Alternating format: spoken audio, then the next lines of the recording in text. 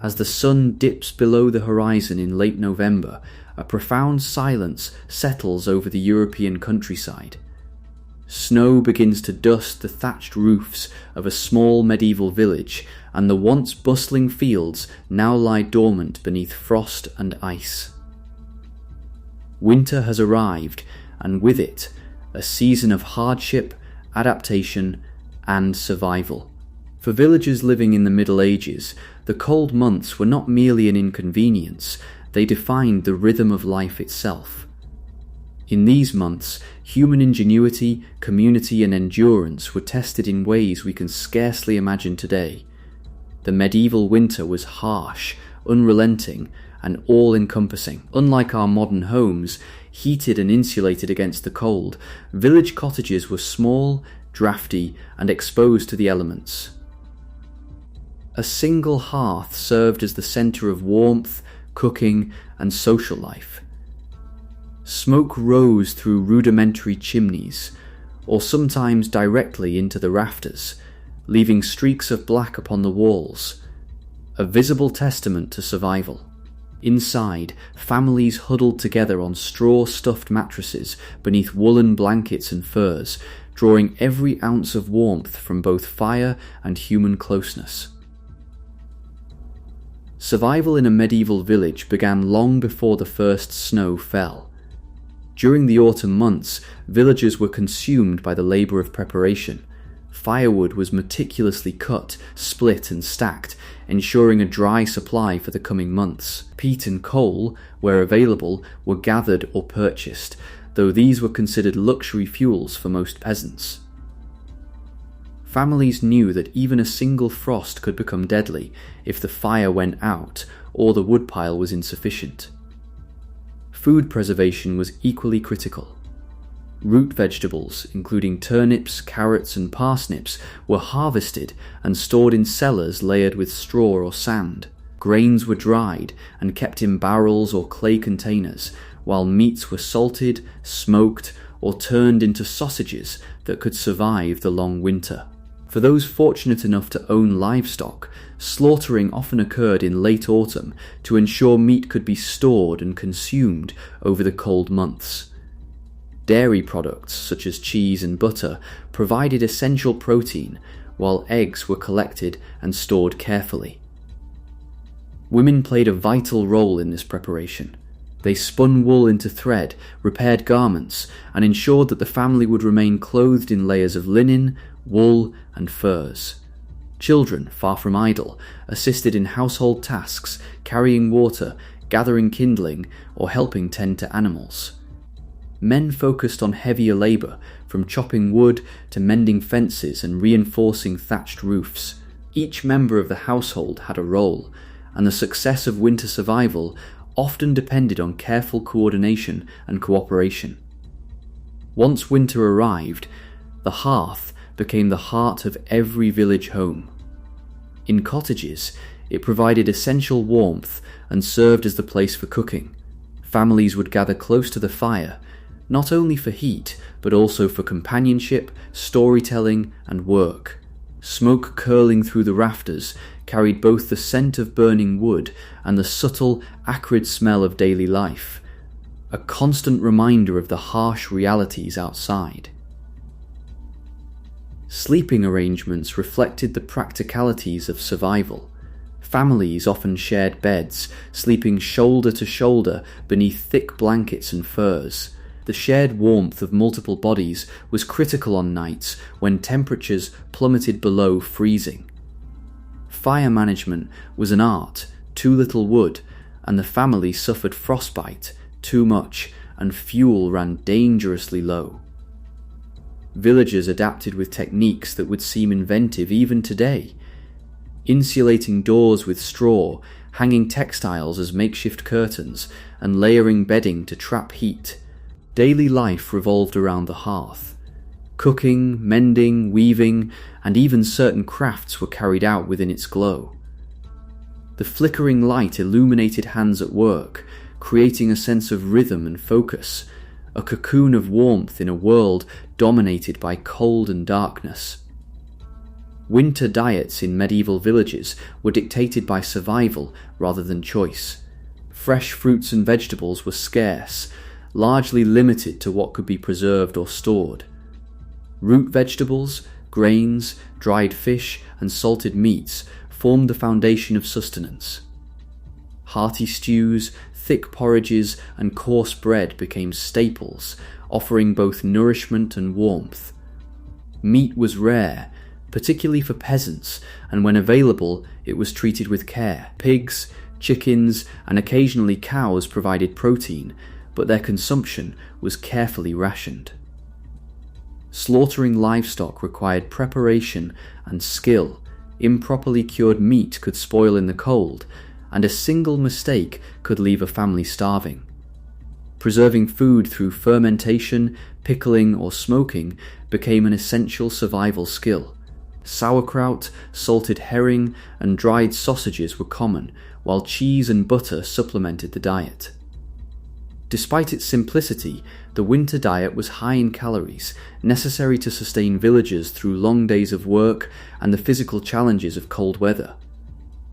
For children, the monotony of meals was tempered by the occasional treat: dried fruit, honey, or a small portion of cheese, luxuries treasured in a season defined by scarcity. Accessing water in winter presented another challenge. Rivers and wells could freeze, forcing villagers to rely on stored rainwater or melted snow. Melting snow over the hearth was a routine task, carefully rationed for drinking, cooking, and minimal washing.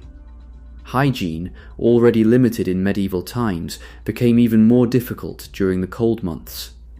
Bathing was rare, and clothes were washed infrequently. Herbal washes, sand scrubbing, and boiling water with aromatic plants were sometimes used to maintain cleanliness and reduce odours. Even so, lice, fleas, and the spread of disease were constant concerns. Winter dictated the rhythm of labour. Fields lay fallow, covered with frost or snow, and outdoor agricultural tasks were suspended. Yet work did not stop. Villagers redirected their efforts to maintenance, craft, and indoor production. Blacksmiths laboured in their forges, repairing tools, producing horseshoes, and forging implements. Carpenters repaired furniture, sledges, and thatched roofs. Women spun wool, wove textiles, and mended garments. Children assisted wherever possible, learning the practical skills essential for their future survival. This shift in labour reflected the adaptation of the human rhythm to nature's cycles. While daylight hours were short, every moment was used effectively. Overexertion was dangerous in the cold. Conserving energy became a skill as important as carpentry or cooking. Animals were both companions and sources of sustenance, and their care required constant attention. Sheep, goats, pigs, and cows needed shelter, food, and protection from predators. Hay and grains were rationed, and animals were sometimes brought indoors or into pens to shield them from frost. Water troughs froze quickly, requiring villagers to break ice or melt snow. Milk, meat, and eggs were essential to survival, and losing even one animal could have catastrophic consequences. Livestock management was a complex, ongoing responsibility that demanded knowledge, vigilance, and hard labour. Winter strengthened communal bonds. Villagers relied on each other more than in warmer seasons. Collective tasks such as cutting firewood, clearing snow, or repairing communal structures were often undertaken together. Shared labour ensured that resources were maximised and that no family faced isolation alone. In the evenings, storytelling, singing, and communal games offered relief from the harsh cold. Legends, heroic tales, and moral stories were passed down, educating the young and reinforcing social norms. The winter season was as much a social experience as it was a physical challenge, fostering cohesion and mutual dependence. Long nights and short days had profound psychological effects. Darkness fell early, often by 4 p.m, and the combination of cold and gloom could weigh heavily on villagers' spirits. Candles were precious and used sparingly, while smoke from hearths filled the home with a sense of both comfort and confinement. Fear and superstition were heightened in winter. Villagers invoked prayers, charms, and protective rituals to ward off wolves, illness, or misfortune. Folklore and oral traditions intertwined with daily survival, guiding behavior and reinforcing cultural knowledge. Festivals such as Yule, Christmas, and Candlemas provided vital breaks in monotony.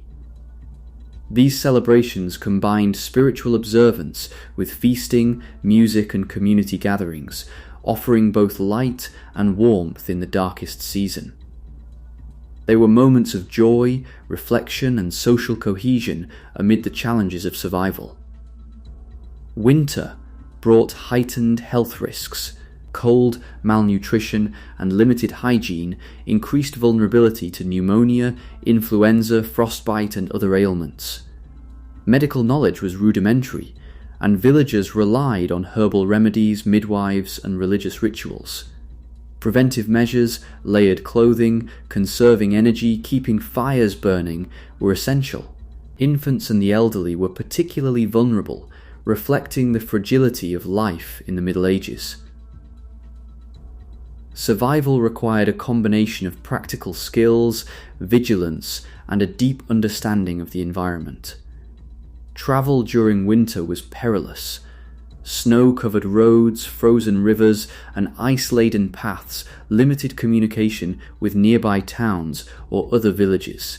Merchants, clergy, and messengers often postponed journeys, leaving villages isolated for weeks. Self-sufficiency became critical. Villagers relied on stored food, local resources, and communal support. Survival required ingenuity, melting snow for water, insulating homes with straw, crafting sledges, and carefully rationing provisions. Knowledge of the environment, animal behavior, and weather patterns was essential for navigating the season. The natural world offered both beauty and danger. Wolves, foxes, bears, and other predators became more aggressive when food was scarce. Villagers protected livestock with fences, dogs, and vigilance, hunting, trapping, and fishing through ice-supplemented diets. Even children interacted with nature, playing in snow while learning about animal tracks, frozen streams, and seasonal changes. Survival depended on an intimate understanding of the environment, a skill passed down through generations. With agricultural work suspended, winter allowed for craft, creativity, and cultural transmission. Women spun wool, knitted, embroidered, and repaired garments, while men forged tools, carved wood, and constructed essential items. Children observed, played, and learned practical skills. Storytelling, music, and games filled long nights, providing both education and entertainment.